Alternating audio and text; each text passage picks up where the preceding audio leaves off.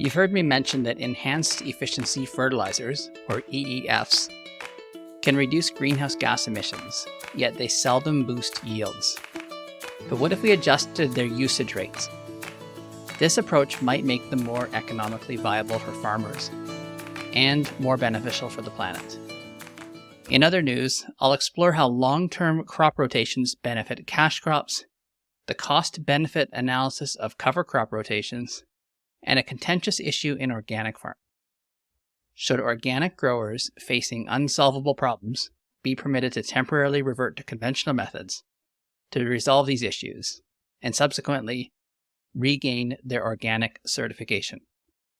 I'll delve into these stories along with a few brief updates in this month's roundup of regenerative agriculture news. Welcome to Plants Dig Soil, a podcast about realistic regen ag.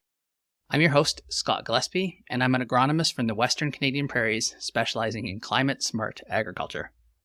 I discuss scientifically proven practices that benefit the planet, and just as importantly, farmers' economic sustainability. Be sure to visit my website, www.plantsdigsoil.com, for resources and information about the services that I offer. Before we get started, I wanted to let you know about a new initiative I'm trying. WhatsApp offers a feature called Channels, which allows anyone to broadcast updates or news links to their followers. There's no commenting, but you can like the posts. I searched for channels related to agriculture, farming, and regenerative practices, and found none. So, I've created Realistic Regen Ag. You'll find a link in the description to try it out. If you don't have WhatsApp, the link should direct you to the App Store to download it. It functions similarly to text messaging, but offers more features. And it's not exclusive to one brand of phone. So if you're interested in seeing all the articles I find, rather than just a summary of the top ones each month, check it out. So let's start with enhanced efficiency fertilizers, or EEFs. These products are designed to stabilize nitrogen in the soil. When nitrogen was cheaper, and there wasn't as much pressure to lower nitrous oxide emissions, these fertilizers were not a focal point, except in very specific cases, like for potato crops. For potato crops, they can help the crop by slowing its early season growth and force it to set and size tubers earlier. In my experience, and according to research from the prairies, they reduce emissions, but they rarely affect yield. They are more effective in warmer areas with higher rainfall, but that doesn't necessarily mean they're economically viable here. There's new research investigating how these fertilizers could become more cost-effective. If the results continue to show consistent benefits, this would align perfectly with my criteria for regenerative agriculture practices, good for the planet and economically sustainable for farmers. Here's some context. All nitrogen rate trials on crops exhibit a similar rate by yield effect. Initially, a small addition of fertilizer linearly increases yield. For example, with no fertilizer, you might get 10 bushels of crop. Add 10 pounds and it goes to 20 bushels. Add another 10 and you get to 28 bushels. But then an additional 10 might only get to 35 bushels. The gains diminish, but if the cost of the fertilizer is less than the value of the additional yield, it's still worth it. This calculation changes based on relative costs of fertilizer and crop prices.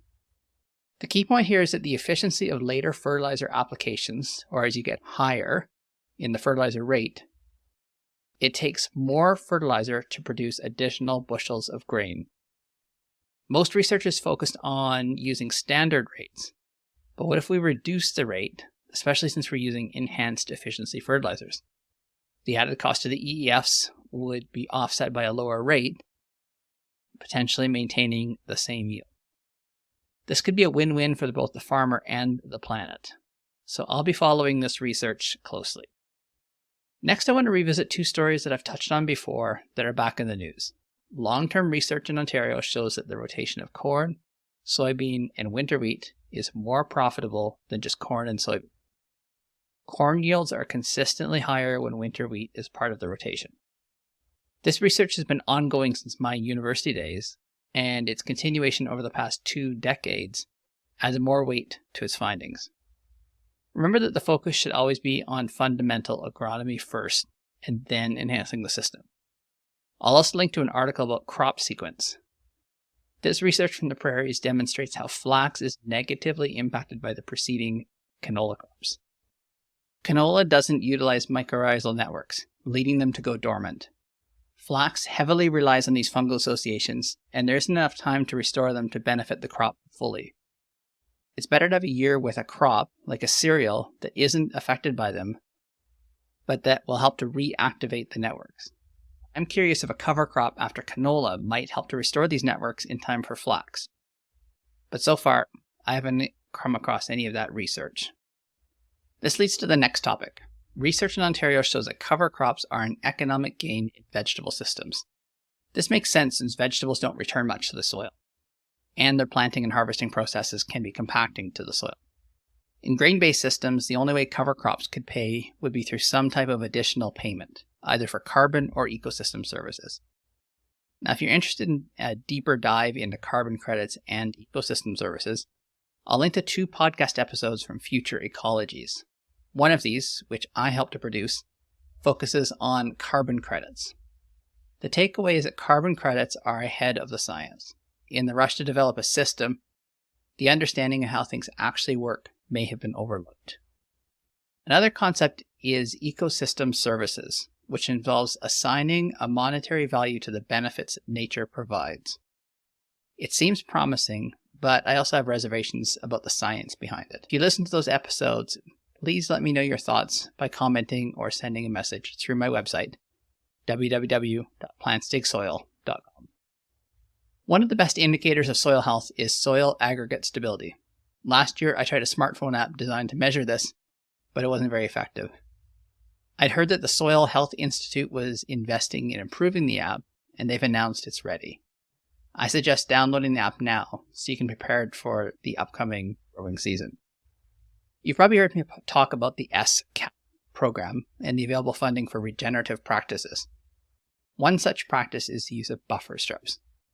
I'll link to the article about a farmer who's always included them in his farming practices. There are numerous environmental benefits, but there are also practical advantages that farmers and agronomists can appreciate. The farmer has noted the usefulness of having spaces to turn equipment around and for scouting his fields. For personal experience, I can attest to the convenience of having pathways around fields. What is accessible is scoutable. I'd like to conclude with an article that raises a challenging question. Should organic growers be allowed to use conventional reset years when problems become unmanageable? Weeds and fertility issues are common in organic systems. Purists argue for sticking strictly to organic methods with no recourse to conventional farming.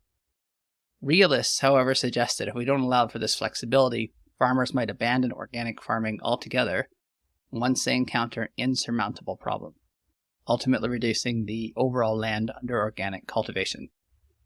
There's already a precedent for using conventional manure in organic farming when organic manure isn't available, as long as it meets certain animal welfare and antibiotic criteria. This doesn't disqualify the land from organic certification.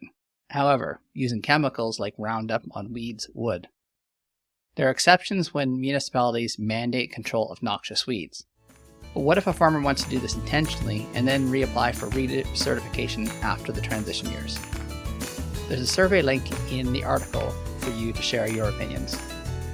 That wraps up this month's Regenerative Agriculture News. I'll talk to you next time.